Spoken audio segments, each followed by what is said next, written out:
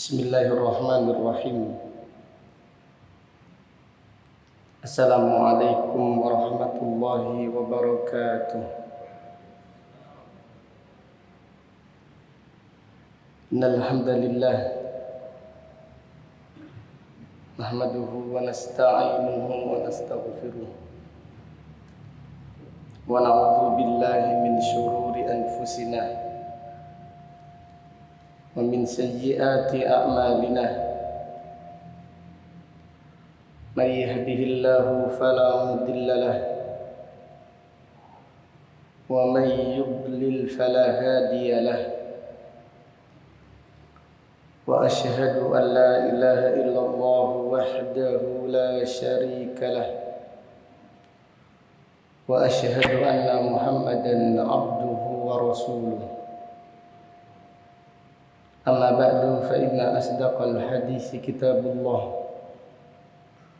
wa khairal hadi hadi Muhammadin sallallahu alaihi wasallam wa syarrul umuri muhdatsatuha wa kullu muhdatsatin bid'ah wa kullu bid'atin dhalalah wa kullu dhalalatin finnar. Allahumma faqihna fid din. Allahumma inna nas'aluka ilman nafi'ah wa rizqan thayyibah wa amalan mutaqabbalah. Allahumma inna na'udzubika min ilmin la yanfa' wa min qalbin la yakhsha' wa min nafsin la tashba' wa min da'watin la yustajabu laha. Alhamdulillah, pada pagi yang berbahagia ini, yaitu hari Sabtu tanggal 6 bulan Rajab tahun 1444 Hijriah, dengan izin Allah Ta'ala kita melanjutkan kembali kajian kitab Mukhtasar Sahih Muslim lil Hafidz Al-Mundhiri rahimahullahu ta'ala rahmatan wasi'ah.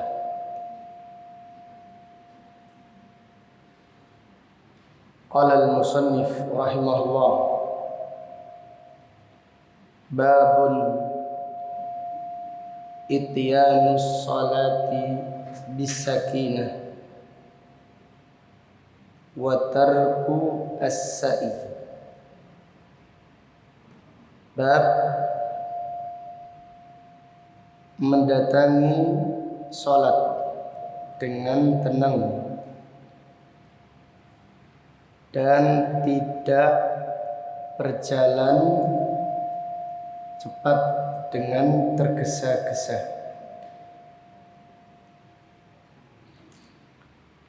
Bab ini menjelaskan perintah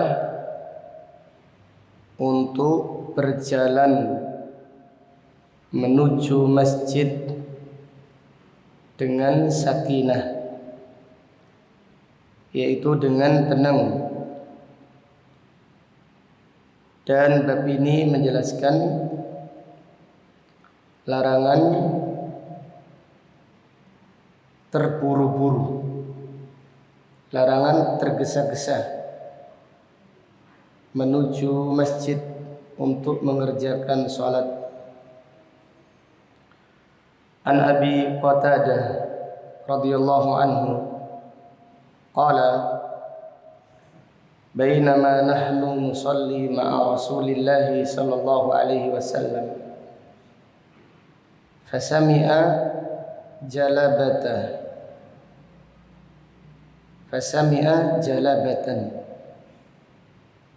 Dari Abu Qatadah radhiyallahu anhu. Makasih Pak, jazakallahu khair.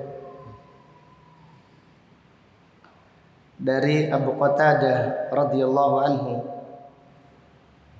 Ia berkata, ketika kami salat bersama Nabi sallallahu alaihi wasallam, tiba-tiba beliau mendengar jalabah, suara, itu orang yang berjalan dengan cepat, suara sandal orang yang berlari atau berjalan dengan cepat. Faqala ma sya'nukum. Nabi sallallahu alaihi wasallam bertanya, ma sya'nukum, kenapa kalian itu berjalan terlalu cepat, terburu-buru, tergesa-gesa? Qalu ista'jalna ila shalah. Para sahabat yang terlambat tadi berkata, kami terburu-buru supaya segera mengikuti sholat. Kami terburu-buru untuk segera mengerjakan sholat. Qala fala taf'alu. Nabi SAW bersabda, janganlah kalian melakukan demikian. Artinya jangan terburu-buru, jangan tergesa-gesa. Idza ataitumus sholata fa'alaikumus sakinah.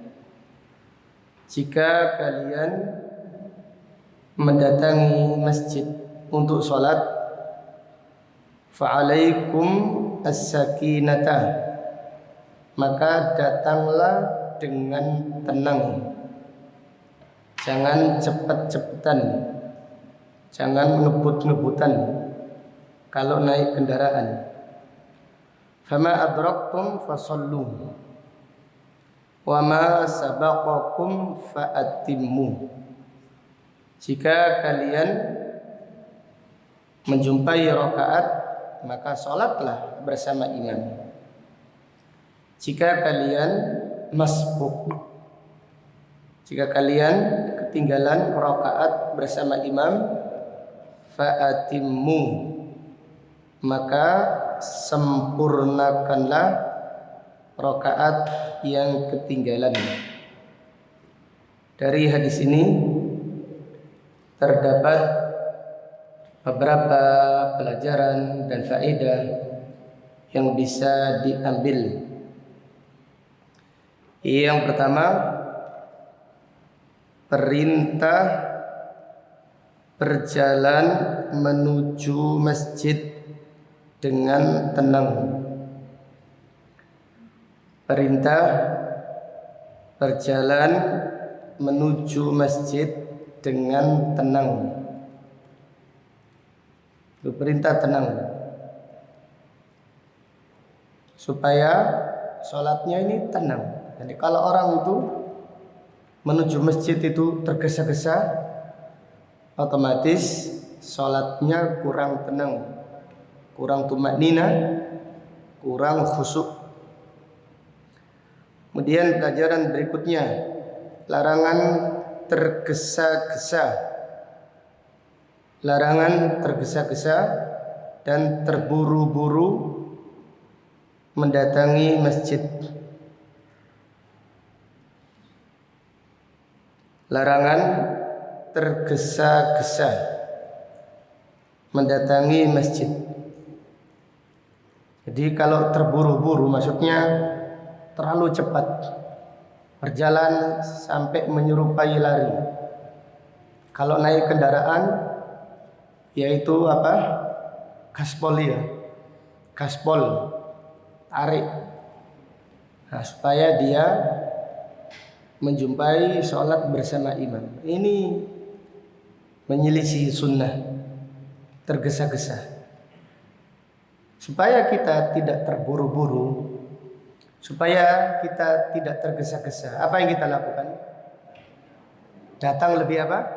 Datang lebih awal. Jadi kalau datangnya mepet, pasti tergesa-gesa. Apalagi sudah sholatnya apalagi sholatnya sudah dimulai, supaya lebih tenang lagi, supaya lebih tumaknina lagi, maka datanglah lebih awal. Di obat supaya tidak tergesa-gesa, obat supaya tidak terburu-buru, yaitu hendaklah datang lebih awal. Nah, ini menunjukkan yaitu keutamaan mendatangi masjid lebih awal. Jadi di antara para sahabat atau banyak sahabat yang menunggu kedatangan Rasulullah sallallahu alaihi wasallam. Namun ada juga di antara mereka yang terlambat.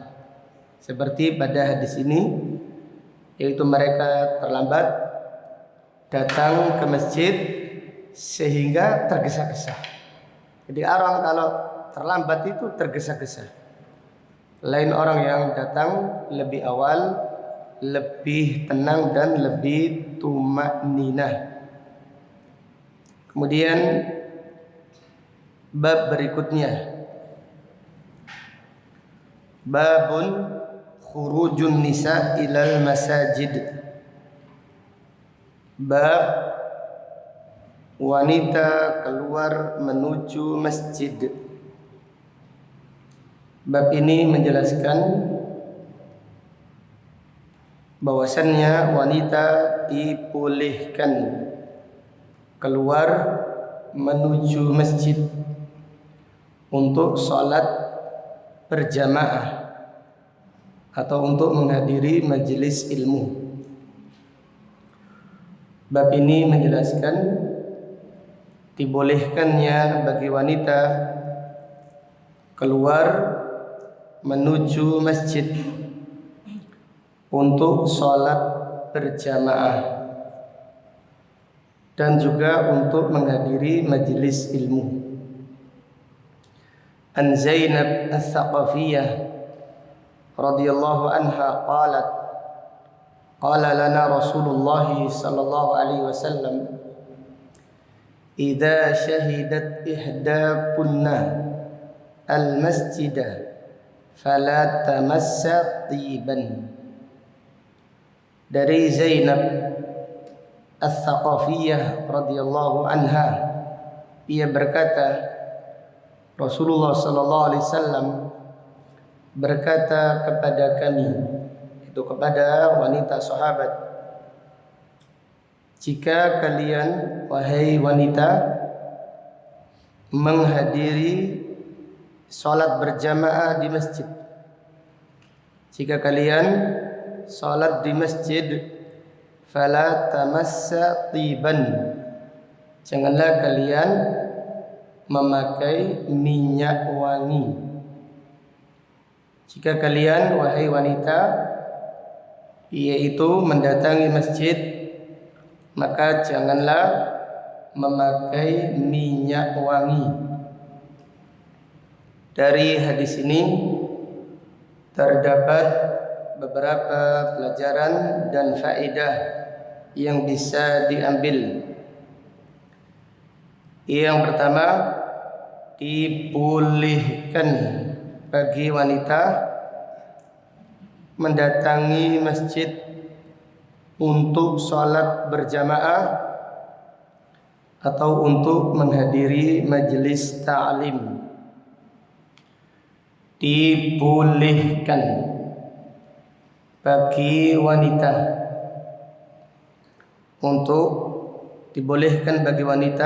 mendatangi masjid untuk sholat berjamaah atau untuk menghadiri majelis ta'lim atau untuk yang lainnya seperti iktikaf. Karena istri-istri Rasulullah sallallahu alaihi wasallam juga iktikaf bersama Nabi sallallahu alaihi wasallam. Kemudian pelajaran berikutnya,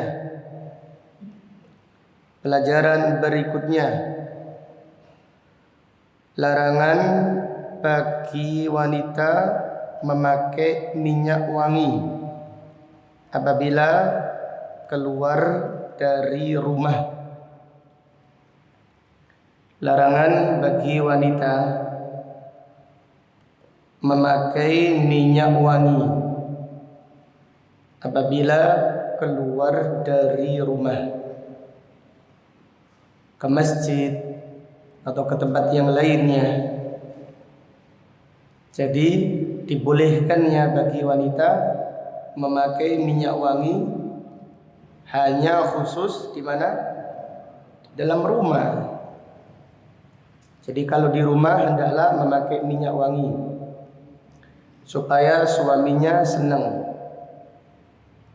Jadi kalau di rumah tampil apa adanya. Kemudian kalau keluar rumah baru memakai apa? Minyak wangi dan bersolek. Nah, kalau di rumah tidak pakai apa-apa. Kalau di rumah tidak memakai minyak wangi.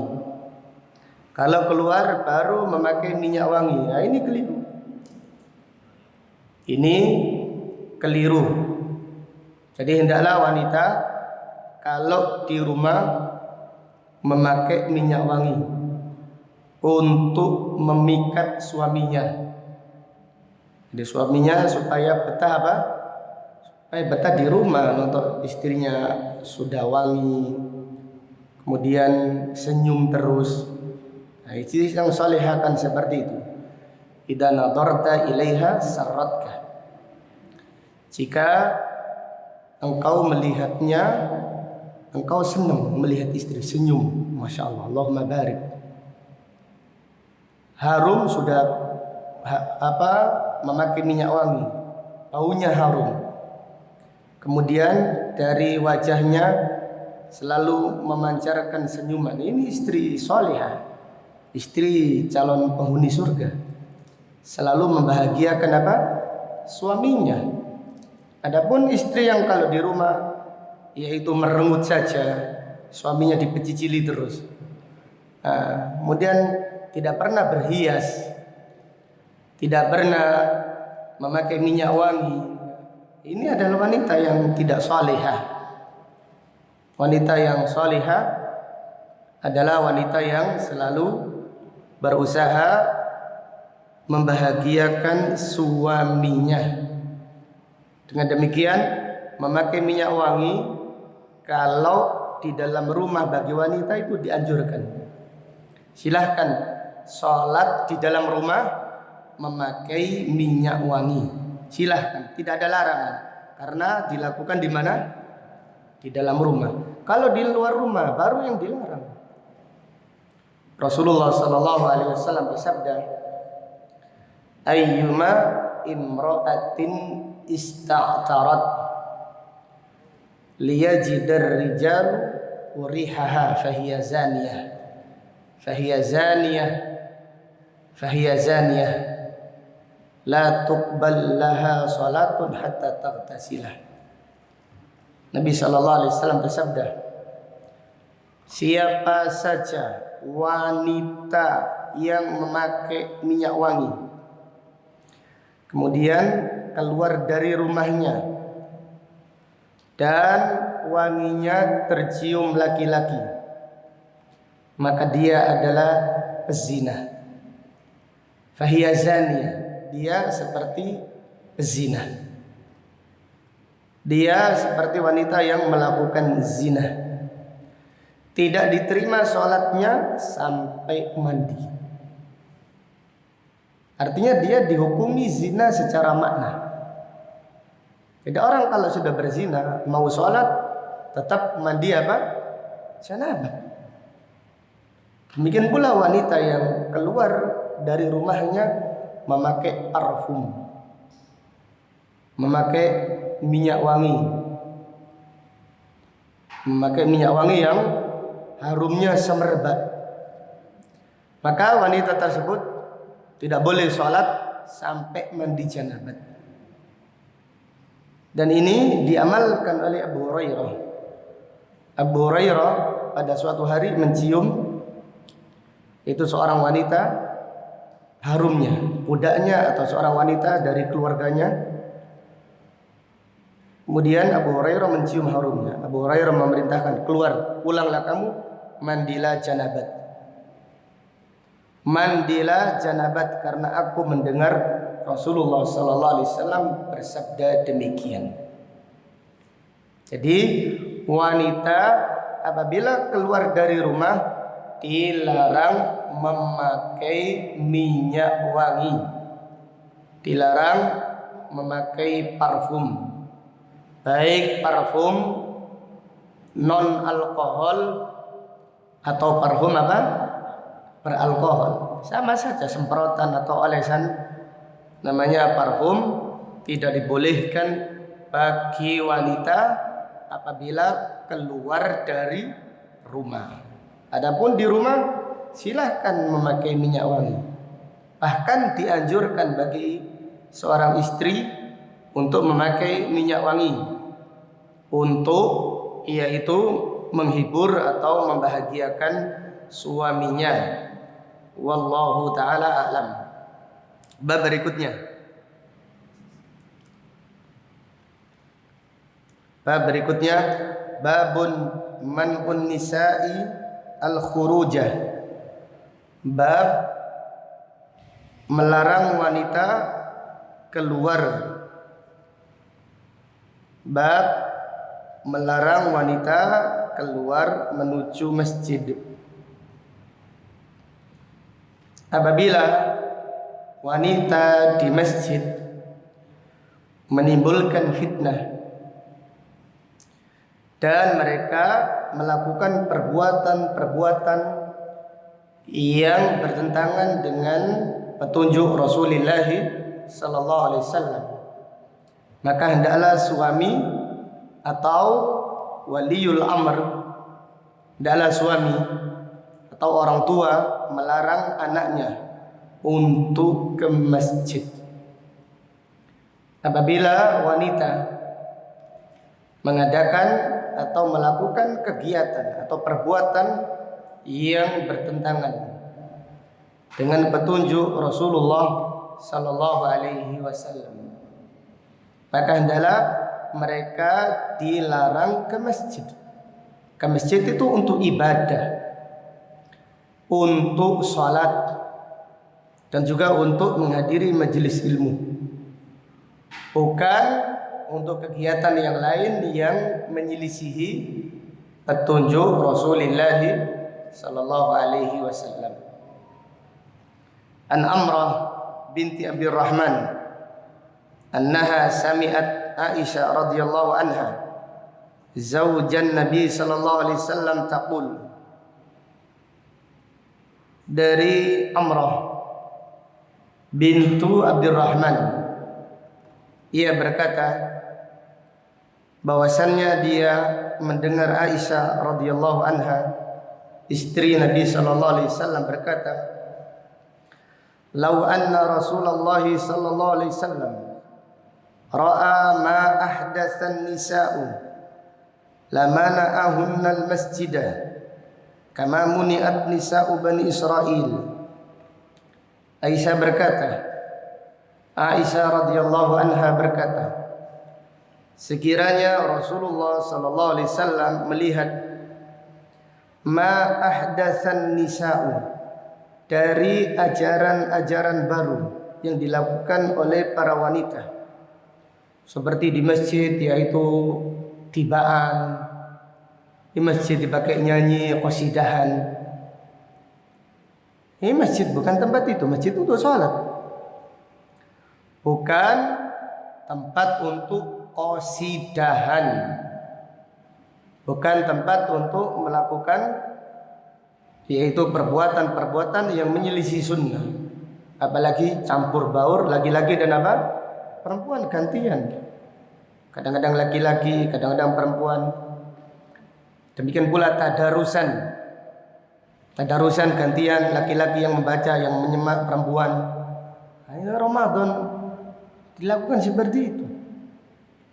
Ramadan perbanyak membaca Al-Quran sendiri-sendiri. Tidak harus speakernya nyala terus.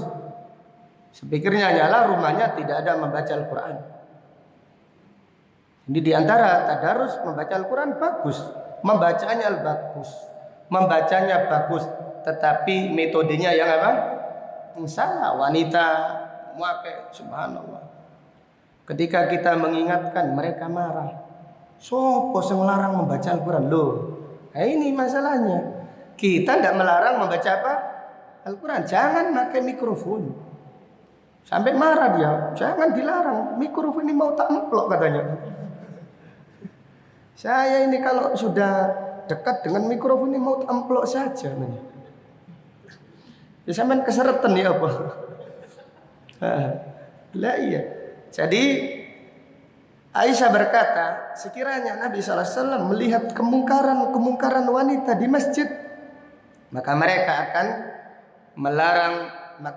akan dilarang Nabi SAW mendatangi masjid. Kama muni'at nisa'u Bani Israel, sebagaimana wanita-wanita Bani Israel dilarang ke masjid. Dilarang ke masjid bukan karena untuk mengerjakan sholat atau untuk melakukan kegiatan yang baik, tetapi dilarang ke masjid apabila melakukan perbuatan atau kegiatan yang menyelisihi petunjuk Rasulullah sallallahu alaihi wasallam. Qultu li Amrah, anisa'u Bani Israel muni'na minal masjid? Qalat na'am. Perawi hadis bertanya kepada Amrah, apakah wanita Bani Israel dilarang ke masjid? Qalat na'am. Iya, mereka dilarang ke masjid karena melakukan perbuatan yang tidak diridhoi oleh Allah Subhanahu wa ta'ala. Dari hadis ini terdapat pelajaran dan faedah yang bisa diambil apabila wanita melakukan kemungkaran di masjid. Apabila wanita melakukan kemungkaran di masjid, hendaklah waliul amr melarang mereka mendatangi masjid. Apabila wanita melakukan kemungkaran di masjid, hendaklah waliul amr melarang mereka mendatangi masjid. Jadi waliul amr. Jadi kita sebagai yaitu penuntut ilmu hanya menasihati saja, hanya memberi peringatan. Yang berhak melarang mereka adalah waliul amr atau pengurus apa? Masjid atau pengurus masjid. Jadi hendaklah masjidnya. Jadi kalau kita diberi amanah oleh Allah Subhanahu wa taala untuk mengurusi masjid, hendaklah masjid kita berusaha semaksimal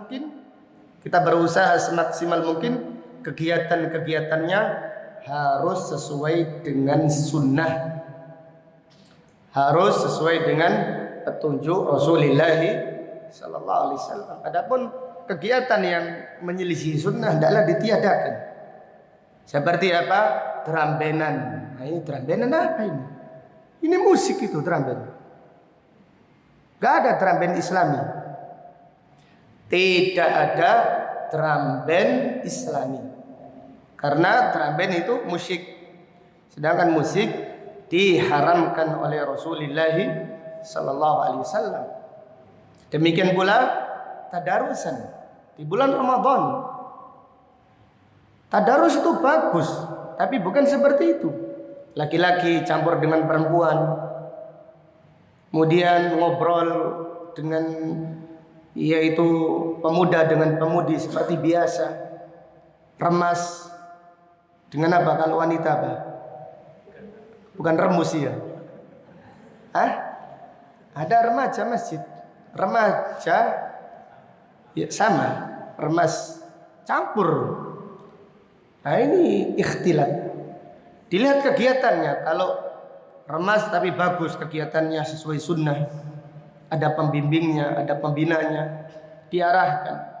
Jadi pemuda itu jangan diputuskan mentalnya, diarahkan.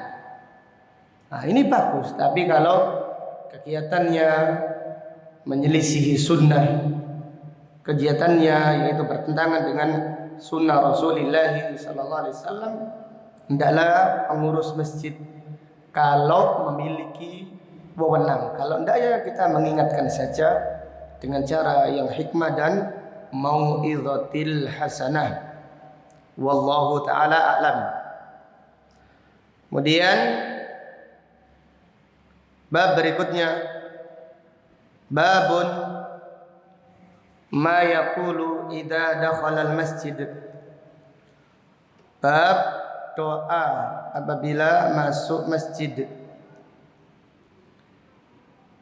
An Abi Humaid atau an Abi Usaid qala Rasulullah sallallahu alaihi wasallam.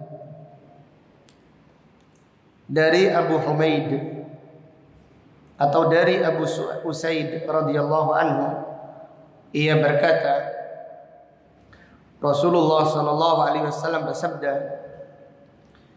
"Idza dakhala ahadukum al-masjid falyaqul Allahumma iftah li abwaaba rahmatik,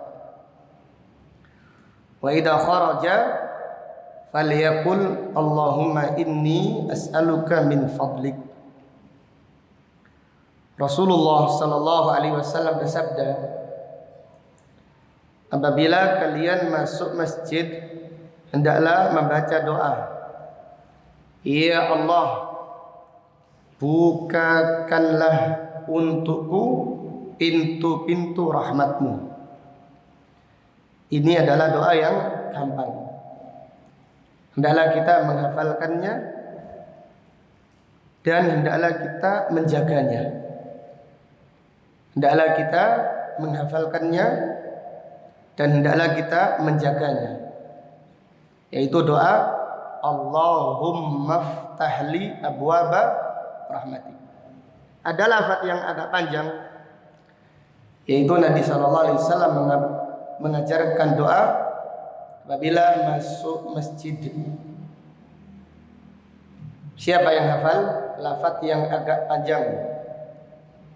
Bismillah wassalatu ala Rasulillah Allahumma ftahli abwaba rahmat. Ini gampang. Bismillah wassalatu ala Rasulillah Allahumma ftahli abwaba rahmati. Wa idza kharaja, apabila keluar dari masjid, hendaklah membaca doa Allahumma inni as'aluka min fadlik. Ya Allah, sesungguhnya aku meminta karuniamu. Jadi apabila keluar dari masjid, membaca doa Allahumma inni as'aluka min fadlik. Ya Allah, sesungguhnya aku meminta karuniamu. Jadi kalau masuk masjid membaca doa Allahumma ftahli abwaba rahmatik, dan apabila keluar dari masjid membaca doa Allahumma inni as'aluka min fadlik. Dari hadis ini terdapat beberapa pelajaran yang bisa diambil. Yang pertama, disunnahkan membaca doa sebelum masuk masjid. Disunnahkan membaca doa sebelum masuk masjid dan ketika keluar dari masjid. Disunnahkan membaca doa sebelum masuk masjid dan ketika keluar dari masjid. Pelajaran berikutnya, muhafadzatu ad-du'a qabla dukhulil masjid yu'inu 'alal khusyuk. Menjaga doa sebelum masuk masjid memudahkan seseorang untuk khusyuk di dalam sholatnya. Menjaga doa sebelum masuk masjid yu'inu 'alal khusyuk, lebih memudahkan seorang untuk khusyuk. Dan dicoba rasakan sebelum masuk masjid berdoa. Keluar dari rumah apa? Berdoa. Apa doanya? Bismillahi tawakkaltu 'ala Allah wala haula wala quwata illa billah. Kemudian berjalan menuju masjid, apa doanya?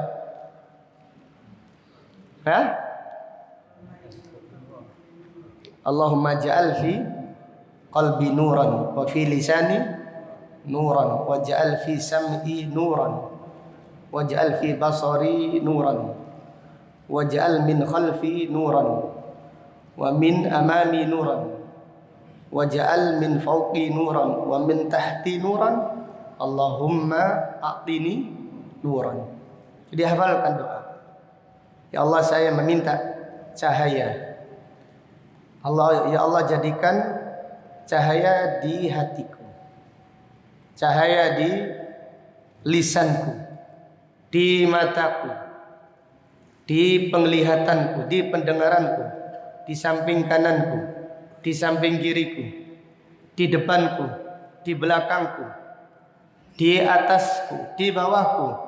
Ya Allah, aku meminta cahaya kepadamu. Allahu Akbar. Berjalan menuju masjid membaca doa. Kemudian sampai di masjid berdoa lagi. Allahumma ftahli abwaaba rahmatik. Kemudian kita sholat, rasakanlah yaitu sholat yang lebih tumakninah, lebih khusyuk daripada orang yang masuk masjid tidak tahu doanya. Jadi kalau tidak tahu, padahal doanya ini gampang sebenarnya, tetapi masalahnya kurang ta'zimus sunnah. Masalahnya kurang mengagungkan sunnah, gak wajib, gak dosa. Nek sampean gak maca doa, gak dosa. Ini masalahnya. Gak dosa, gak apa-apa berarti. Nabi SAW mengajarkan doa untuk dijaga. Siapa yang menjaganya? Siapa yang menjaga doa-doa tadi? Doa keluar dari rumah, doa ketika berjalan menuju masjid, kemudian dia menjaganya, dia berusaha menghafalnya, menjaganya, kemudian sampai di masjid berdoa lagi, Allahumma ftahli abwaaba rahmatik, Allahumma ftahli abwaaba rahmatik. Maka Allah membukakan pintu-pintu rahmat untuknya, dan dia lebih dimudahkan untuk khusyuk daripada yang lainnya. Ini orang yang lalai, bagaimana dia bisa khusyuk? Bagaimana dia bisa maksimal sholatnya, sedangkan dia mengandalkan kekuatannya. Kita tidak mungkin bisa beribadah kecuali dengan pertolongan Allah. La haula wa la quwata illa billah. Dipanggil hayya 'alas shalah, kita menjawab la haula wa la quwata illa billah dengan penghayatan, dengan yaitu kekhusyuan. Kita menjawab adzan la haula wa la quwata illa billah dengan penghayatan, dengan kekhusyuan, dengan harapan, maka Allah akan memudahkan.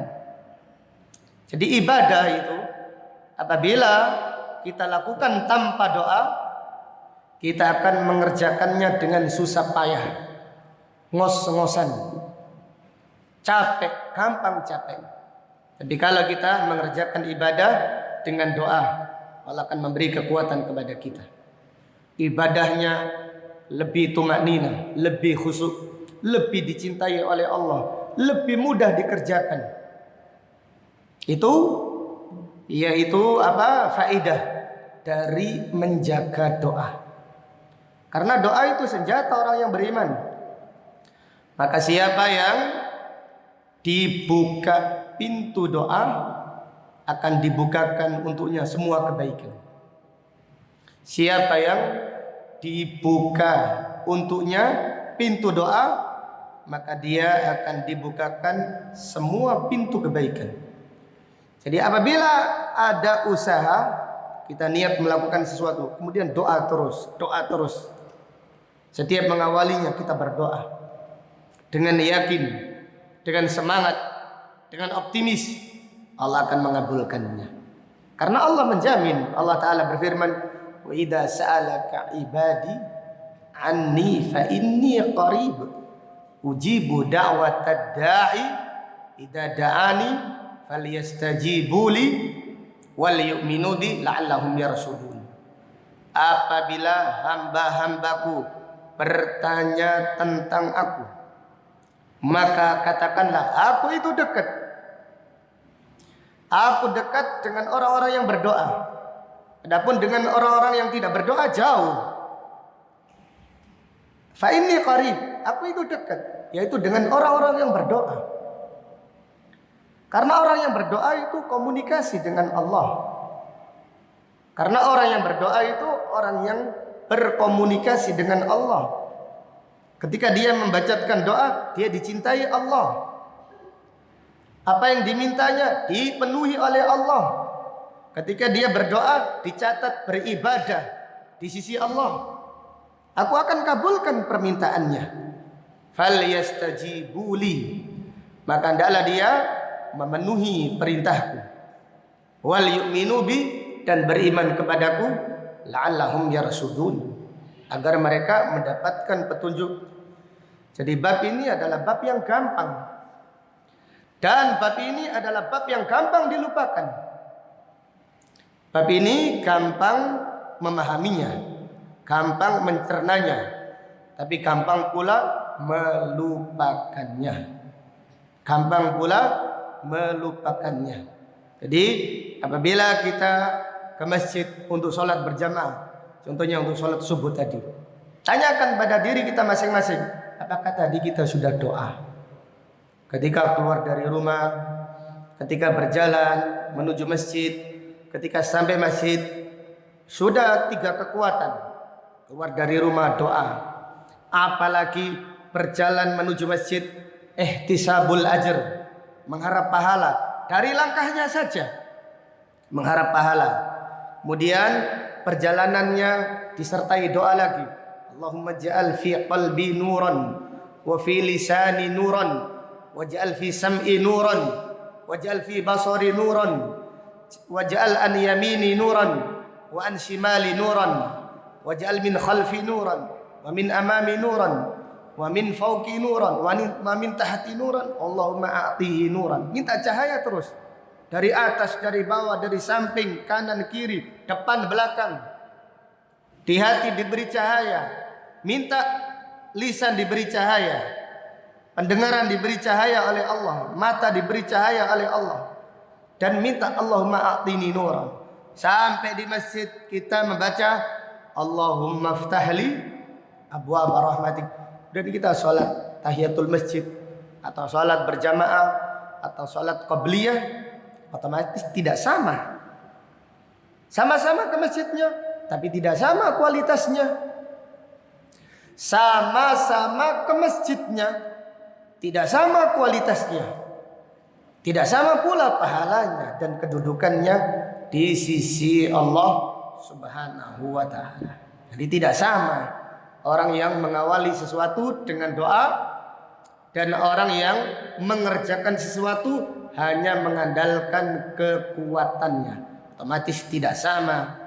Hal yastawun, apakah sama? Oh, tidak sama di sisi Allah Subhanahu wa ta'ala. Ini menunjukkan pentingnya menjaga doa. Pada bab ini, yaitu menjaga doa sebelum masuk masjid, lebih memudahkan untuk khusyuk. Jadi karena yang kita cari itu apa? Khusyuk sholat itu. Kenapa khusyuk itu hilang? Kenapa khusyuk itu tidak hadir? Padahal khusyuk itu rohnya salat, rohnya ibadah. Seorang yang tidak khusyuk di dalam salatnya seperti badan yang tidak bernyawa. Karena khusyuk itu bimanzilatir ruh. Al khusyu'u fil ibadah bimanzilatir ruh fil badan. Khusyuk di dalam salat kedudukannya seperti ruh di dalam badan. Apabila badan ini tidak ada rohnya, mati. Badan saja tidak ada nyawanya, mati. Demikian pula ibadah yang tidak ada khusyuknya sama sekali.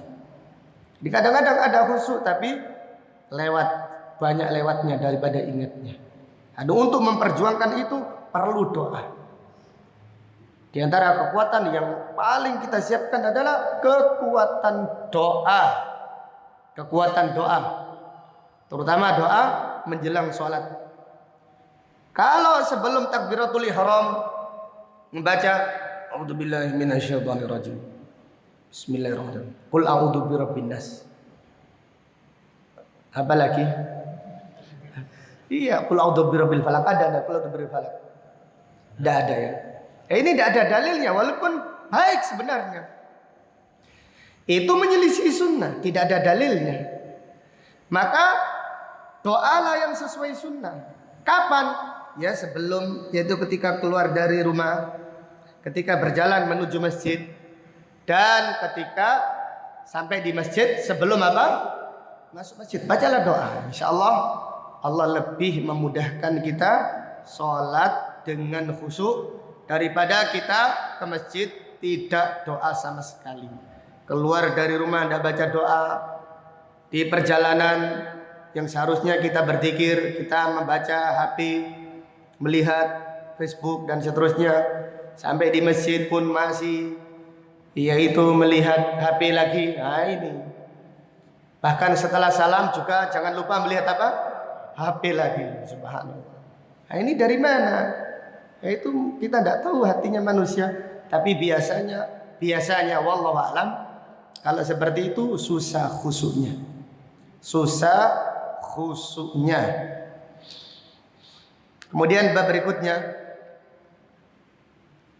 babun idza dakhala al-masjid falyarka' rak'ataini.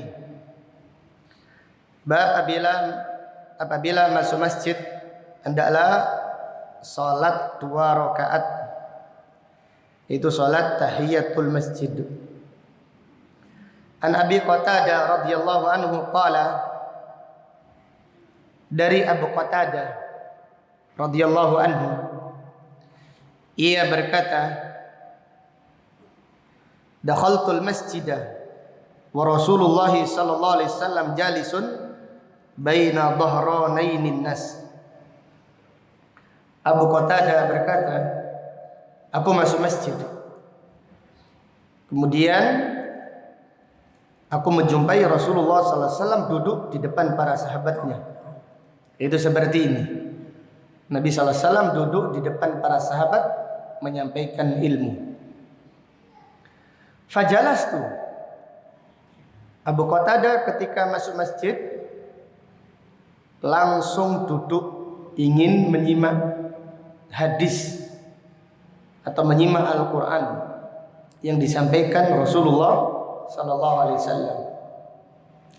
Faqala Rasulullah sallallahu alaihi wasallam, ma mana'aka an tarka'a rak'ataini qabla an tajlisa. Nabi sallallahu alaihi wasallam itu pendidik. Nabi sallallahu alaihi wasallam bukan sekedar pengajar, tapi beliau pendidik. Beliau menasihati Abu Qatadah, wahai Abu Qatadah, apa yang menghalangimu salat 2 rakaat sebelum duduk? Qultu ya Rasulullah, ra'aituka jalisan wan nasu julusun. Abu Qatadah berkata, ya Rasulullah, aku melihat engkau duduk dan para sahabat yang lain duduk. Aku pun ikut apa? Duduk. Tidak enak katanya. Gak enak semuanya duduk kok saya apa? Salat. Qala, kemudian Nabi sallallahu alaihi wasallam bersabda, fa idza dakhala ahadukum al-masjida fala yajlis hatta yarka'a rak'atain. Nabi sallallahu alaihi wasallam bersabda, jika kalian masuk masjid, janganlah duduk sampai dia sholat 2 rakaat. Kemudian Abu Qatadah pun sholat 2 rakaat, mengamalkan yaitu perintah Rasulullah sallallahu alaihi wasallam. Dari hadis ini terdapat beberapa pelajaran yang bisa diambil. Yang pertama, istihbabu tahiyatil masjid, disunnahkan salat tahiyatul masjid. Disunnahkan salat tahiyatul masjid. Dan salat tahiyatul masjid tidak harus menyendiri. Salat tahiyatul masjid tidak harus menyendiri. Bisa digabungkan seperti kita tadi, masih waktu duha, niatkan salat duha. Karena ini masih waktu apa? Duha. Niatkan salat duha, kita mendapatkan pahala salat duha, dan kita mendapatkan pahala salat tahiyatul masjid. Kalau setelah duhur, contohnya ketika masuk masjid niatkan salat qabliyah duhur, dan kita sudah terhitung salat tahiyatul masjid. Sebagian jamaah, terutama salat subuh, terutama ketika salat subuh sampai masjid, salat tahiyatul masjid. Kemudian setelah salat tahiyatul masjid baru salat qabliyah subuh. Ini menyelisihi sunnah Rasulullah sallallahu alaihi wasallam. Karena tidak ada salat setelah adzan subuh kecuali 2 rakaat saja. Nabi sallallahu alaihi wasallam bersabda, tidak ada salat setelah adzan subuh kecuali 2 rakaat saja. Itu qabliyah subuh. Sedangkan yang dilakukan sebagian yaitu jamaah, terutama sholat subuh, karena jarak antara adzan dan iqamah agak panjang. Kalau ke masjid, mereka sholat tahiyatul masjid, kemudian baru sholat qabliyah subuh atau sholat 2 rakaat fajar. Maka ini menyelisih sunnah. Apa yang dilakukan? Ya ke masjid, silahkan langsung sholat qabliyah subuh. Kalau kita sholat qabliyah subuh di masjid, maka kita langsung secara otomatis dapat pahala sholat tahiyatul masjid. Demikian. Jadi sholat tahiyatul masjid tidak harus menyendiri. Jadi sebelum contohnya qabliyah subuh, kita masuk masjid, qabliyah tahiyatul masjid dulu. Kemudian qabliyah duhur 2 rakaat, qabliyah duhur 2 rakaat lagi. Jadi tahiyatul masjidnya 2 rakaat, qabliyahnya 4 rakaat. Nah, ini menyelisih sunnah. Ini menyelisih sunnah. Terus bagaimana yang kita lakukan? Ya langsung saja kerjakan qabliyah duhur. Langsung saja kerjakan qabliyah duhur, dan kita mendapatkan pahala salat tahiyatul masjid. Demikian.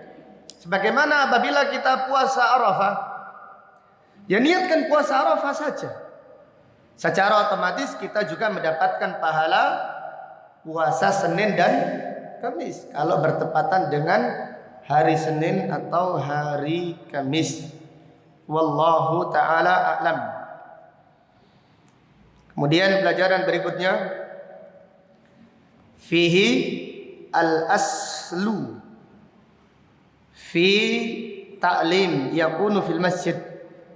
Asal tempat menyampaikan ilmu adalah masjid. Tidak ada yang lebih barokah daripada masjid. Tidak ada yang lebih barokah daripada masjid. Jadi tidak sama yang ilmunya dipelajari di masjid dan yang dipelajari di villa, tidak sama. Jadi tidak sama ilmu yang dipelajari di masjid dan ilmu yang dipelajari di villa. Tidak sama pula orang yang mempelajari ilmu di masjid dan di YouTube, tidak sama. Karena masjid ini tempat yang paling barokah, tempat yang paling dicintai Allah Subhanahu wa taala. Sehingga Nabi sallallahu alaihi wasallam selalu menyampaikan ilmu di dalam masjid. Kemudian pelajaran berikutnya, fihi tarbiyatun Nabi sallallahu alaihi wasallam li ashabihi. Nabi sallallahu alaihi wasallam mendidik para sahabatnya. Jadi Nabi sallallahu alaihi wasallam itu mendidik para sahabatnya. Demikian majelis taklim, itu majelis yaitu pencerahan, majelis yaitu menyampaikan tafsir, menyampaikan hadis, dan juga majelis yang mendidik. Mendidik itu menegur, memotivasi, mengingatkan. Kalau salah ditegur, nama salah. Ini coba sekarang ada yang ditanya langsung duduk, sampai lapor tadi tidak duduk. Kenapa kamu tidak sholat langsung tahiyatul masjid? Tidak boleh sakit hati. Kalau kita sudah mengenal apa? Sunnah. Jadi Nabi SAW itu menegur sahabatnya. Kalau ada sahabat yang keliru, ditegur langsung oleh Rasulullah SAW untuk diarahkan. Maka Allah Ta'ala memuji Nabi SAW karena beliau itu taklim dan mendidik. Karena beliau itu mengajar dan mendidik. Allah Ta'ala berfirman, "Huwallazi ba'atsa fil ummiyina rasulan minhum yatlu 'alaihim ayatihi wa yuzakkihim wa yu'allimuhumul kitaba wal hikmah." Itu lihatlah sifat Nabi sallallahu alaihi wasallam. Yatlu 'alaihim ayatihi, membacakan kepada para sahabat ayat-ayatnya Allah, membacakan Al-Quran, membacakan yaitu hadis-hadis Rasulullah sallallahu alaihi wasallam. Kemudian wa yuzakkihim, dan mensucikan mereka, mendidik mereka, menegur mereka. Itu namanya mensucikan, menegur, mendidik, mentarbiyah. Wa yu'allimuhumul kitaba wal hikmah, dan mengajarkan Alkitab dan sunnah. Jadi itulah metode pendidikan Rasulullah sallallahu alaihi wasallam. Beliau memberi semangat, beliau menyampaikan, beliau memberi nasihat, beliau menegur, beliau menyalahkan, bahkan beliau memarahi. Kadang-kadang ditegur dengan keras para sahabat itu. Contohnya Abu Dar. Pernah Abu Dar ini dimarahi Nabi sallallahu alaihi wasallam. Seperti Abu Qatadah ini ditegur, malah tegurnya diriwayatkan. Kalau kita ini ditegur oleh ustadz kita, mungkin bisa jadi kita mutung, mungkin. Lalu sampai tidak sholat tahiyatul masjid. Sampai itu, ini sama saja membongkar aib saya ini. Iya. Gimana nih? Abu Qatadah, lihatlah teguran Nabi sallallahu alaihi wasallam diriwayatkan. Ada lagi yang ditegur dengan keras. Ini Abu Qatadah ditegur dengan pelan ini. Abu Dar Al-Ghifari pernah marah kepada sahabat, wallahu alam kepada Bilal atau yang lainnya. Kalau tidak salah kepada Bilal. Abu Dar berkata, "Ya benas sauda, wahai orang hitam yang ibunya hitam." Abu Dar ini mengejek, mencela Bilal radhiyallahu anhu. "Ya benas sauda, wahai orang yang hitam yang ibunya juga hitam." Nabi sallallahu alaihi wasallam marah kepada Abu Dar. "Ya Abu Darrin, innaka mru'un fika jahiliyah." Wahai Abu Dar, kamu itu adalah orang yang masih memiliki perangai jahiliyah. Hei Abu Dar, kamu ini sik jahiliyah. Nah, ini bahasanya. Awakmu itu sik jahiliyah Abu Dar. Tegur dengan keras oleh Rasulullah sallallahu alaihi wasallam. Setelah itu teguran tadi meresap, yaitu ke dalam hati Abu Dar. Sampai Abu Dar itu kalau punya hamba sahaya, seragaman dia itu. Atau bahasa seragaman itu kalau hari raya itu baju kembar itu namanya apa? Kapel ya, bukan kabel ya. Nah, Abu Dar ini seragaman sama hambanya, hamba sahayanya. Orang-orang heran. Abu Dar, kok bisa kamu seragaman sama budak hamba saya? Kadang-kadang bos aja seragaman dengan karyawannya saja tidak enak. Apalagi ini seragaman dengan yaitu hamba sahaya. Setelah itu Abu Dar bercerita, saya ini pernah ditegur oleh Rasulullah sallallahu alaihi wasallam. Saya ini pernah ditegur oleh Rasulullah sallallahu alaihi wasallam dengan teguran yang keras karena aku telah mencela seseorang. Nabi sallallahu alaihi wasallam berkata, "Ya Abu Dar, a'ayyartahu bi ummihi?" Wahai Abu Dar, kamu mencela dia dan mencela ibunya. Inna kamru'un fika jahiliyah. Sesungguhnya engkau adalah orang yang masih memiliki perangai jahiliyah. Para sahabat ditegur Nabi sallallahu alaihi wasallam itu sangat berterima kasih, gembira. Dan mereka yaitu memperbaiki setelah ditegur Rasulullah sallallahu alaihi wasallam. Demikianlah jadi metode pendidikan Nabi sallallahu alaihi wasallam. Beliau mengingatkan, beliau menyampaikan, beliau memberi nasihat, beliau menegur, beliau memarahi. Semuanya dilakukan oleh Rasulullah sallallahu alaihi wasallam. Kemudian bab berikutnya, babun an-nahi an yakhruja minal masjid ba'dal adan. Bab larangan keluar dari masjid setelah adzan. Bab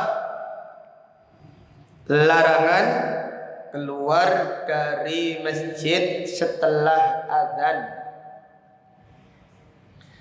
An Abi Sya'sa'i qala kunna qu'udan fil masjid ma'a Abi Hurairah radhiyallahu anhu fa'adzana al-mu'adzin faqama rajulun minal masjidi yamshi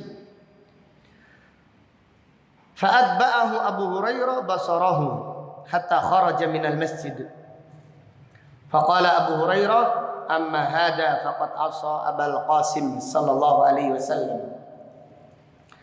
Dari Abu Sya'sa ia berkata, kami duduk di masjid bersama Abu Hurairah.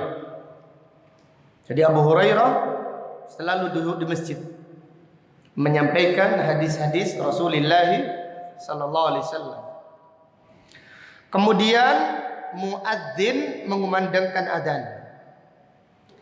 Setelah dikumandangkan adzan, ada salah satu orang berdiri dari masjid untuk keluar, berjalan keluar. Abu Hurairah radhiyallahu anhu mengikuti. Ini pandangannya melihat orang tadi sampai keluar. Faqala Abu Hurairah radhiyallahu anhu, amma hada faqad asa Abul Qasim sallallahu alaihi wasallam. Abu Hurairah radhiyallahu anhu berkata, adapun orang ini telah bermaksiat kepada Nabi sallallahu alaihi wasallam. Di dalam hadis Nabi sallallahu alaihi wasallam mensifati orang yang keluar dari masjid tidak ada keperluan adalah yaitu disifati dengan sifat an-nifaq. Tidak ada seorang pun yang keluar dari masjid setelah adzan kecuali munafik. Tidak ada seorang pun yang keluar dari masjid kecuali kalau ada keperluan, melainkan orang-orang munafik. Jika kita ada keperluan, silahkan keluar, tapi itu balik lagi. Jadi keluarnya karena ada keperluan dan untuk kembali lagi. Dan untuk kembali lagi ke masjid. Tapi siapa yang keluar dari masjid setelah adzan dia mendengarkannya di masjid, maka dia tidak boleh keluar dari masjid walaupun dia sudah sholat.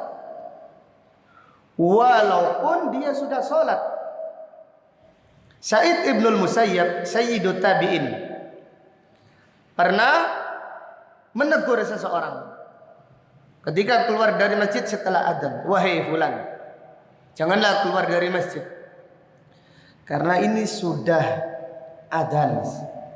Kamu tidak boleh keluar dari masjid. Dia berkata, aku sudah sholat tadi. Sholatku sudah saya jamak. Aku sudah sholat di perjalanan. Aku sudah jamak. Said berkata, iya, jangan keluar. Karena Nabi SAW melarang seseorang yang berada di masjid, apabila mendengarkan adzan di masjid, janganlah keluar. Lalu orang tadi tetap keluar, kemudian naik kudanya atau naik ontanya. Setelah itu dia jatuh dari ontanya karena menyelisihi sunnah Rasulullah sallallahu alaihi wasallam. Jadi Abu Hurairah menilai orang tadi, amma hada faqad asa Abul Qasim sallallahu alaihi wasallam. Adapun orang ini, maka dia telah bermaksiat kepada Abul Qasim sallallahu alaihi wasallam. Kita dahulu ketika di Bahrain bersama teman-teman penuntut ilmu, apabila ngaji setelah maghrib, kemudian setelah isya kita ngaji di tempat yang lain. Jadi ngaji setelah maghrib di masjid yang lain. Setelah isya ada ngaji lain. Maka yaitu sebelum adzan kita langsung keluar. Dia pengajiannya sudah selesai. Atau kalau pengajiannya sudah selesai, kemudian waktu sudah adzan, masjid yang lain sudah adzan, kita meminta kepada muadzin, jangan itu dulu. Jangan adzan dulu karena kita mau pindah keluar masjid. Dan di sana jarak antara adzan dan iqamah itu 25 menit.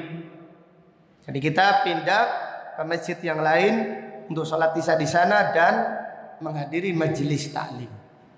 Itu lebih afdal dan itu adalah sunnah Rasulullah sallallahu alaihi wasallam, karena beliau melarang. Karena Nabi sallallahu alaihi wasallam melarang seseorang yang berada di masjid kemudian dia mendengarkan adzan, tidak boleh keluar dari masjid sampai sholat berjamaah selesai. Kalau dia sudah sholat di luar tadi, sholatlah lagi, silahkan. Sholat lagi untuk mendapatkan pahala apa? Pahala sholat sunnah. Jadi contohnya dia sudah sholat isya karena dia musafir. Dia musafir, otomatis di perjalanan sholat maghrib dan isya jamak takdim katakan. Kemudian ke masjid. Setelah berada di masjid, dia mendengarkan adzan. Kalau dia keluar sebelum adzan silahkan. Tapi kalau dia mendengarkan adzan,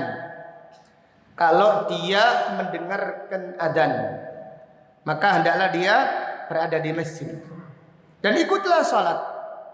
Dia akan mendapatkan pahala sunnah. Walaupun sholatnya sudah dikerjakan, silakan sholat lagi untuk mendapatkan pahala sunnah. Karena ini adalah haknya masjid. Haknya masjid, apabila kita masuk masjid, hendaklah sholat 2 rakaat. Di antara haknya masjid, apabila kita mendengarkan adzan, janganlah keluar dari masjid sampai sholat selesai. Kecuali apabila kita keluar ada keperluan untuk kembali lagi. Apabila kita keluar ada keperluan untuk kembali lagi. Adapun kita keluar untuk sholat di masjid yang lain, jangan. Ini menyelisihi sunnah Rasulullah sallallahu alaihi wasallam. Dari hadis ini terdapat beberapa pelajaran dan faedah yang bisa diambil Yang pertama, larangan keluar dari masjid setelah adzan sampai sholat berjamaah selesai. Larangan keluar dari masjid setelah adzan sampai sholat jamaah yaitu selesai. Jadi kalau kita sudah sholat tidak apa-apa, bersabarlah, sabar mengamalkan sunnah Rasulullah sallallahu alaihi wasallam. Kemudian pelajaran berikutnya fihi ahammiyatu ta'zimi sunnah, pentingnya mengagungkan sunnah. Pentingnya mengagungkan sunnah. Ini ya, hadis-hadis semacam ini tidak ada yang mengamalkannya kecuali ahlul hadis. Jadi ahlul hadis karena mereka sangat mengagungkan sunnah Nabi sallallahu alaihi wasallam. Maka Abu Hurairah ketika ada orang yang keluar, Abu Hurairah langsung berkata, orang ini bermaksiat. Bermaksiat, ini menyelisih sunnah. Jadi kalau sekarang mungkin kalau ditimbang secara ilmu fikih, ini anjuran atau makruh, wajib atau larang atau haram, Abu Hurairah langsung berkata, orang tersebut bermaksiat kepada Rasulullah sallallahu alaihi wasallam. Kenapa demikian? Karena para sahabat itu sangat mengagungkan sunnah Nabi sallallahu alaihi wasallam. Ada seorang sahabat yang pakai cincin emas, kemudian dilepas oleh Nabi sallallahu alaihi wasallam, kemudian beliau membuangnya. Nabi sallallahu alaihi wasallam berkata, apakah engkau mau nanti pada hari kiamat akan diganti oleh Allah cincin dari api? Kemudian Nabi sallallahu alaihi wasallam masuk ke rumahnya. Sahabat-sahabat yang lain berkata, wahai fulan ambillah. Wahai fulan ambillah. Nabi sallallahu alaihi wasallam hanya melarangmu memakainya. Ambillah, juallah, tidak apa-apa. Sahabat tadi berkata, cincin yang dibuang Nabi sallallahu alaihi wasallam, wallahi demi Allah, sekali-kali aku tidak akan mengambilnya. Cincin yang dibuang Nabi sallallahu alaihi wasallam, wallahi demi Allah, aku tidak akan mengambilnya selama-lamanya. Demikian para sahabat, mereka mendapatkan kemuliaan di sisi Allah. Kenapa? Li ta'zimihim sunnah, karena mereka mengagungkan sunnah Rasulullah sallallahu alaihi wasallam. Sekarang enggak, sunnah saja tak wajib kan? Ini sunnah tak wajib ini. Mendengarkan adzan di masjid tak boleh keluar, ini sunnah atau wajib? Kalau ahlul hadis langsung diamalkan, langsung mengagungkan sunnah Nabi sallallahu alaihi wasallam, takut. Maka Sa'id ibnul Musayyab mengingatkan, wahai fulan, Nabi sallallahu alaihi wasallam melarang keluar. Aku khawatir engkau terjadi kenapa-kenapa karena menyelisihi sunnah Rasulullah sallallahu alaihi wasallam. Lalu orang tadi tetap keluar karena dia merasa sudah sholat. Aku sudah sholat, dan biasanya sholat isya dahulu itu diakhirkan. Apalagi dia sudah sholat dan dia ingin melanjutkan perjalanannya. Sehingga orang tadi naik onta kemudian jatuh dari ontanya akibat menyelisihi sunnah Rasulullah sallallahu alaihi wasallam. Allah Ta'ala berfirman, falyahdharil ladzina yukhalifuna an amrihi an tusibahum fitnatun aw yusibahum adzabun alim. Hendaklah hati-hati orang-orang yang menyelisihi perintah Rasulullah sallallahu alaihi wasallam akan ditimpa fitnah atau akan ditimpa azab yang pedih. Wallahu taala alam. Sampai di sini pengajian kita pagi ini. Kita berdoa semoga Allah menjadikan kita hamba-hambanya yang mengagungkan sunnah Rasulullah sallallahu alaihi wasallam. Amin ya rabbal alamin. Kalau ada pertanyaan saya persilahkan. Tafadhal barakallahu fikum. Fadhal Mas Agus.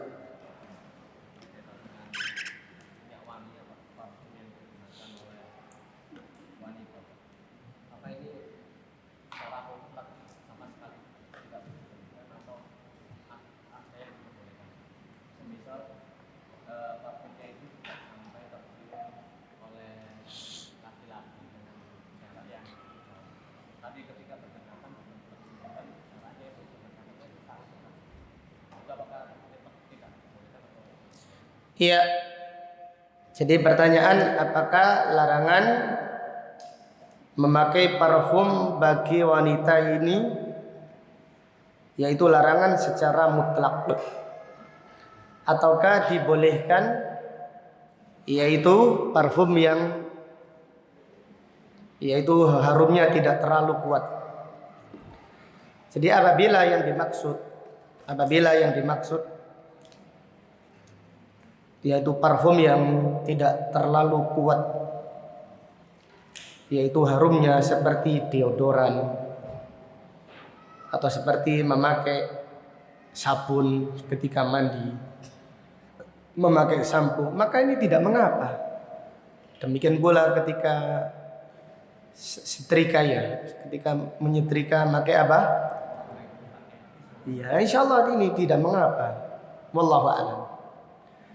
Tapi kalau minyak wangi, pakai disemprot, pakai minyak wangi ketika keluar dari rumah atau ketika mau keluar baru setrika, nah ini dikhawatirkan. Karena kalau nyetrika biasanya kan ditaruh di lemari.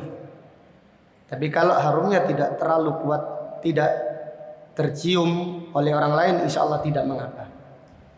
Tapi kalau itu minyak wangi berupa semprotan atau olesan, yaitu hukumnya sama. Karena itu asalnya minyak wangi itu seperti itu. Asalnya minyak wangi yaitu yang disemprotkan atau yang dioleskan. Dilarang bagi wanita memakainya apabila keluar dari rumah. Kalau di dalam rumah tidak mengapa.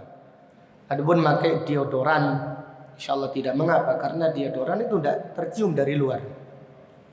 Demikian pula memakai sabun atau sampo atau yang lainnya, insyaallah tidak mengapa ketika mandi. Jelas ya? Adapun memakai yaitu semprotan parfum ketika setrika, ini kuat tak baunya ini? Tergantung ya. Hah? Iya, pakai yang enggak kuat saja. Pakai yang tidak kuat untuk menghindari apa? Menghindari larangan Rasulullah sallallahu alaihi wasallam. Gimana Bang? Jelas ya Pak? Baik. Ya, betul. Kita diperbolehkan duduk sebelum sholat. Ini apakah termasuk hukuman bagi masjid? Seperti ketika kita mungkin lagi naik, ketika hujan turun kan naik. Kemudian ketika mungkin kita nunggu ponakan atau anak kita yang ngaji di masjid, tapi kita duduknya di pinggir. Apakah itu termasuk yang dilarang sebelum sholat tahajud? Di pinggir masjid, di teras gitu. Apabila kita yaitu mampir di masjid untuk berteduh saja atau menunggu yaitu anak yang ngaji, kita menunggu di teras masjid atau di halaman masjid, tidak mengapa kita duduk. Tapi kalau kita sholat tahiyatul masjid lebih utama lagi, kita mendapatkan kemuliaan. Sebagaimana hukum asal sholat tahiyatul masjid, hukumnya sunnah. Tetapi para sahabat sangat mengagungkan sunnah Rasulullah sallallahu alaihi wasallam, terutama apabila kita menghadiri majelis taklim seperti ini. Terutama kita menghadiri majelis taklim seperti ini, hendaklah kita melatih diri untuk mengagungkan sunnah. Karena konteks hadis yaitu Qatadah ingin menghadiri majelisnya Rasulullah sallallahu alaihi wasallam yang beliau duduk bersama para sahabatnya.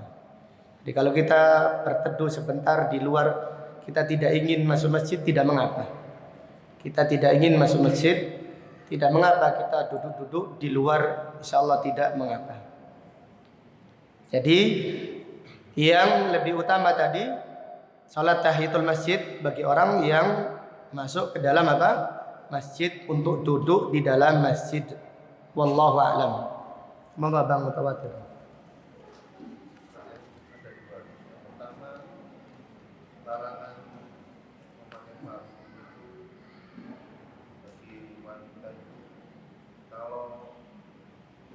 keluar dari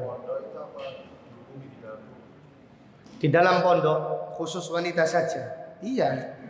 Jadi wanita yang contohnya akhwat di dalam pondok saja semuanya, yaitu wanita. Maka hukumnya di dalam rumah, kecuali kalau ada pelajaran yang ngajar ustadz. Nah ini. Dan kadang-kadang ada akhwat kelasnya diajar ustadz pakai tabir. Ya jangan pakai parfum, ketakutan tercium harumnya tadi. Jadi, kalau dia diajar oleh ustadzah, maka hukumnya termasuk hukum rumah. Wallahu a'lam.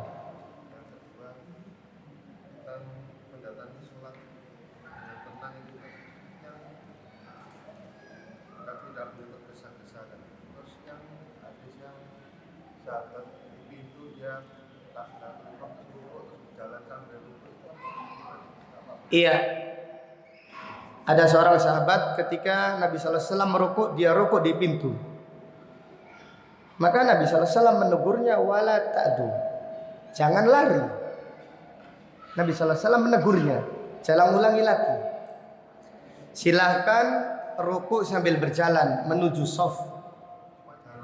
Jangan lari. Tetap boleh. Ini nanti insyaallah pada babnya. Imam Bukhari menulis babun man raka'a duna shaf. Bab siapa yang rukuk sebelum sampai shaf. Itu ada babnya. Nanti insyaallah di sini ada juga. Jadi apabila imam merukuk kita masbuk, maka tidak mau ngapa kita takbir Allahu Akbar kemudian rukuk, kemudian menuju shaf sambil rukuk. Tapi lihat masjidnya juga ya. Ini masjid umum nanti. Nah, ini aliran ini tambah kacau ya. Aliran ini kok tambah karo-karoan ini tadi. Padahal ini sunnah Nabi sallallahu alaihi wasallam. Ada beberapa sahabat yang mengamalkannya. Abu Bakar, Abdullah bin Mas'ud, dan banyak sahabat yang melakukannya. Tidak lari. Yang ditegur oleh Nabi sallallahu alaihi wasallam, jangan lari lagi. Jelas ya? Karena sahabat tadi Abu Bakar lari dengan cepat.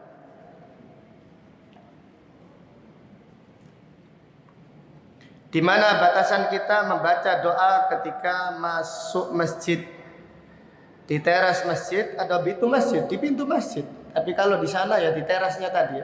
Kalau di sini gampang itu. Masuk itu tangga itu baca Allahumma ftahli abwaba rahmatik.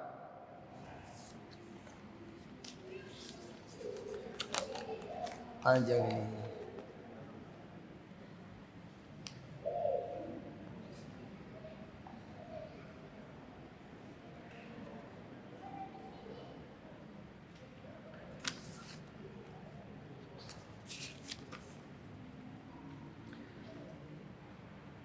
Mohon arahan bagaimana syarat dan ketentuan mengadakan sholat Jumat. Saat ini di perusahaan tempat kami bekerja sholat Jumat dalam lokasi produksi. Silahkan tapi harus ada masjidnya. Jadi sholat di perusahaan tidak mengapa. Tapi harus ada apa? Masjidnya, jangan sholat di aula. Jadi syaratnya sholat Jumat harus ada di masjid. Jelas ya? Tidak boleh sholat Jumat di aula atau di halaman. Jadi sholat Jumat harus diadakan di masjid. Dan masjidnya tidak harus besar. Jadi masjid kecil tidak mengapa. Jadi masjidnya tidak harus besar. Yang penting ada masjidnya. Ada sholat 5 waktu di situ. Adapun sebagian tempat kita mengetahui tidak ada masjidnya, tapi ada aula. Aula dipakai Jumatan. Nah, ini tidak benar. Ini menyelisihi sunnah Rasulullah sallallahu alaihi wasallam. Bagaimana sebaiknya sikap kami dalam menjaga dan merawat orang tua yang sudah lanjut usia dan sudah sering lupa? Apa kami yaitu boleh meminta gantian menjaga beliau karena yaitu kepada saudara kandung yang lain. Menjaga orang tua itu adalah kemuliaan. Jangan iri-irian. Menjaga orang tua itu adalah kemuliaan. Mintalah pertolongan kepada Allah. Jadi apabila orang tua meminta kepada kita, yakinlah itu adalah anugerah dari Allah Subhanahu wa taala kepada kita. Jadi Allah akan memberi kemudahan kepada kita. Jangan pernah iri kepada saudara-saudara kita. Jadi jangan mengatakan kalau sekiranya saudara-saudara yang lain akan bekerja sama, kita tidak akan keberatan. Ini orang yang enggak ingin pahala itu. Allah itu ingin memuliakan Anda dengan pahala yang besar. Orang tuanya pikun, enggak, Masya Allah, pahala yang begitu besar diberikan oleh Allah kepada kita, Masya Allah. Jadi kalau sekiranya saudara minta gantian, kalau bisa jangan gantian. Seharusnya gitu. Kok kita malah kepingin apa? Gantian. Jadi seperti itu. Jangan yaitu iri hati dengan saudara-saudara kita di dalam berbakti kepada orang tua. Apalagi kita menyampaikan kepada orang tua. Lah iya, mak ngene iki aku dhewe ini sorong ini ngrambut sampean. Sampai ini orang rewel pisan. Bagaimana ya? Ibunya ini sedih sudah. Orang tua itu bagaimana Allah Ta'ala berfirman, wa qul lahuma qawlan karima. Berkatalah kepada keduanya dengan ucapan yang indah. Jadi terkadang orang itu berkata kepada istrinya sayang, pada istrinya beb, iya dah. Ya yang beb atau yang lainnya. Subhanallah. Kalau orang tuanya manggilnya biasa-biasa saja. Tidak bisa ngobrol dengan orang tuanya. Habis bahasa di depan orang tuanya. Kalau dengan sahabat-sahabatnya bisa bercerita panjang lebar. Ini tidak benar. Jadi merawat orang tua itu kemuliaan. Tidaklah kita berlomba-lomba. Kalau hukum kerjasama ya silakan, tidak masalah. Tetapi jangan sampai kita yaitu menyedihkan, yaitu sikap kita menimbulkan kesedihan untuk orang tua kita. Dan Allah Subhanahu wa taala akan menolong orang-orang yang berbakti kepada orang tuanya. Ustaz kita, Ustaz Mubarak wa Muallim hafizahullah, semoga Allah menjaga beliau. Dahulu hidupnya biasa-biasa, susah. Tapi setiap kali ibunya minta dituruti, walaupun beliau itu sampai hutang. Jadi sampai hutang, tidak pernah ibunya minta sesuatu tidak dituruti. Sampai kesannya dia adalah orang yang kaya raya, padahal beliau adalah seorang ustaz. Demikian, ini salah satu faedah tambahan saja. Jadi setiap kali ibunya minta sesuatu dituruti. Dan berbakti kepada orang tua itu adalah sebab dikabulkannya doa. Imam Bukhari menulis bab berbakti kepada orang tua adalah sebab dikabulkannya doa. Jadi hendaklah kita berlomba-lomba, jangan kita yaitu iri-irian dengan saudara kita. Tapi kalau kita kerjasama yang baik tanpa yaitu menyedihkan orang tua, tidak kita. Tapi seharusnya kita itu senang. Jadi anak yang berbakti kepingin rumahnya itu ditempati orang tuanya supaya dia bisa berbakti. Dan hendaklah kita sebagai seorang suami, bagi suami dalam mendidik kita, mendidik istri-istri kita supaya yaitu berbakti kepada ibu kita. Dan ingatlah, suami yang berbakti kepada ibunya akan sayang kepada istrinya. Tapi sebaliknya, suami yang takut pada istrinya akan durhaka kepada apa? Ibunya. Karena ibu sama istri itu banyak perselisihan. Tapi kalau kita sudah punya prinsip, ibu melakukan sesuatu, oke, salah, bisa jadi salah, tapi ibu tidak boleh disalahkan. Jadi ingat itu, ibu tidak boleh disalahkan. Jadi kadang-kadang suami itu menegur ibunya. Ibunya ditegur gara-gara ada masalah dengan apa? Istrinya. Ini tidak benar itu. Ibunya yang melahirkan dia. Ibunya yang merawat dia semenjak kecil. Anak yang disayang ibunya ketika menikah ibu itu sangat sedih. Maka janganlah kita menambah kesedihan mereka. Jadi demikian, ajarkan. Jadi kita bukan berarti zalim pada istri kita. Enggak.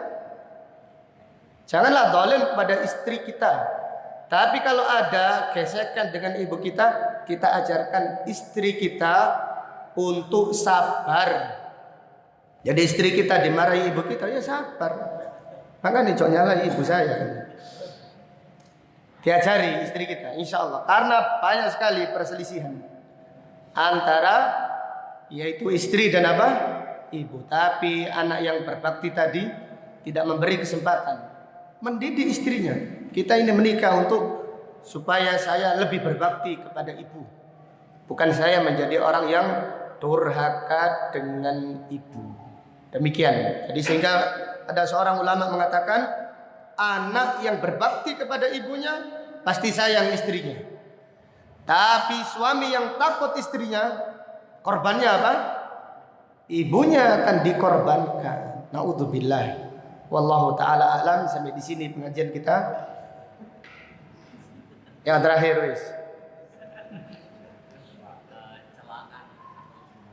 atau panggilan kepada teman kita, semisal kayak game, kemudian PC, apakah ini sedangkan teman kita yang kita panggil atau kita julukan seperti itu Senang. ya nggak marah, ya itu senang-senang aja dia, Iya. ya kan ada. Ya, julukan kepada teman dengan julukan yang tidak baik. Biasanya orang Surabaya itu senang dijuluki nyambe gitu. Iya, nyambe kan. Di mana-mana kok ada nyambe itu. Terutama Surabaya Barat itu. Orang itu, tapi panggilannya nyambe. Nah, ini tidak benar. Allah Ta'ala berfirman di dalam Al-Quran, wala tanabazu bil alqab bi'salismul fusuku ba'dal iman wa man lam yatub faulaika humudz zalimun. Julukan-julukan tersebut adalah kezaliman. Walaupun orangnya senang, ya jangan panggillah namanya seperti nama yang diberikan orang tuanya. Kalau julukan yang baik tidak mengapa. Panggil kunyahnya Abu Muhammad, Abu Yusuf atau yang lainnya. Ini julukan yang baik. Adapun julukan-julukan yang tidak baik hendaklah dihindari. Wallahu taala a'lam. Allahumma qsim lana min khasyatika ma tahulu bihi bainana wa baina ma'asik wa min ta'atika ma tuballighuna bihi jannatak wa min al-yaqini ma tuhawwinu bihi 'alaina masa'ibad dunya. Allahumma matti'na bi asma'ina wa absarina wa quwwatina ma ahyaitana waj'alhu al-waritha minna waj'al sa'rana 'ala man zalamana wansurna 'ala man 'adana wa la taj'al musibatana fi dinina wa la taj'alid dunya akbara hammina wa la mablagha ilmina wa la tusallit 'alaina man la yarhamuna. Subhanaka Allahumma wa bihamdika asyhadu an la ilaha illa anta astaghfiruka wa atubu ilaik. Wa sallallahu ala nabiyyina Muhammad wa ala alihi wa sahbihi wa sallama tasliman katsira. Walhamdulillahi rabbil alamin. Assalamualaikum warahmatullahi wabarakatuh.